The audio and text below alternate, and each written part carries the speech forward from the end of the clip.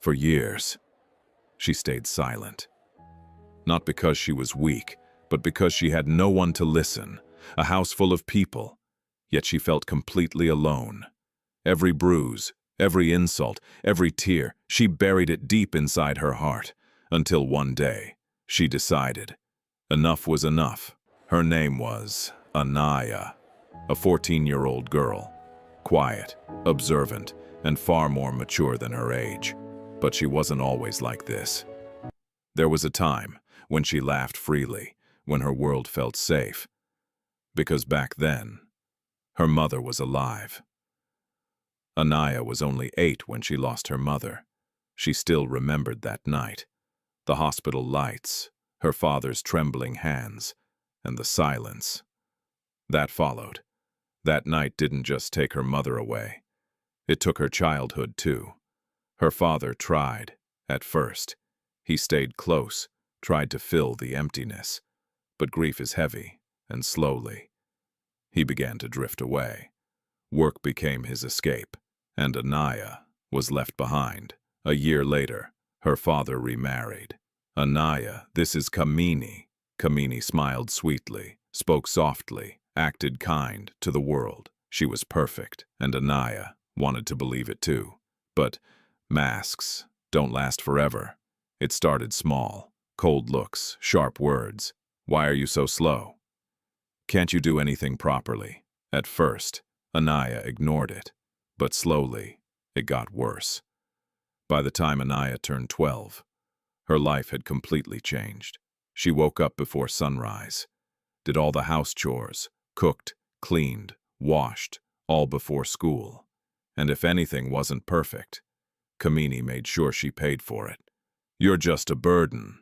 No one cares about you. Even your father doesn't have time for you. Those words, they hurt more than anything else. Because deep down, Anaaya feared they might be true. In front of her father, Kamini became someone else. Gentle, loving. She studies so well. She helps me so much. And her father believed everything, every single word. At school, Anaaya was different. She didn't talk much, didn't trust easily. But one thing changed. She started working harder. Studies became her escape, her way out, her only hope. One night, after being insulted again, Anaaya stood in front of the mirror, looking at herself. "Why am I still here?" she whispered.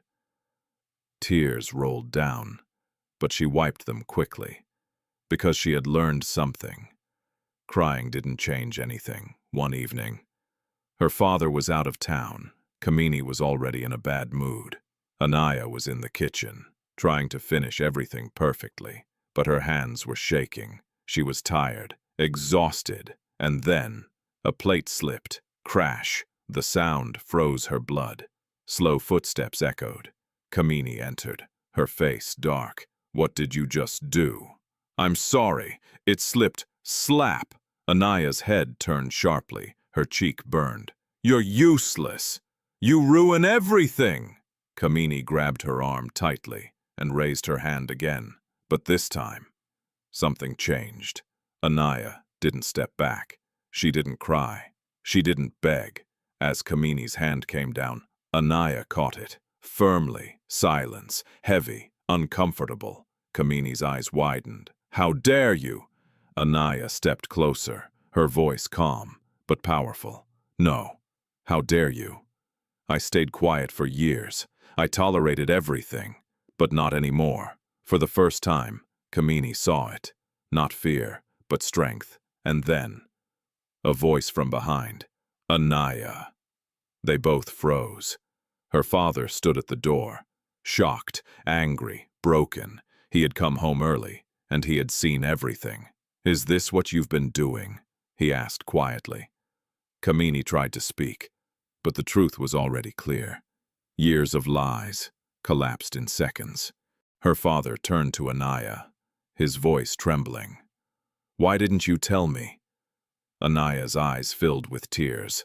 "I tried, but you never listened." Those words hit harder than anything. He pulled her into a tight hug. "I'm so sorry. I failed you. For the first time in years, Anaaya cried freely. Not out of pain, but relief. Kamini was thrown out, and slowly, the house began to heal. It wasn't perfect, but it was peaceful. Her father changed. He listened more, stayed present, tried every day. To earn back her trust, pain changes people, but it doesn't define them. Anaaya wasn't weak. She never was. She was just waiting for the moment. She found her voice. If you're silent, it doesn't mean you're weak. Sometimes it just means you're preparing to rise. If this story touched your heart, like, share, and subscribe to Raz Kahanian. Because some stories aren't just stories, they're reality. Thanks for watching.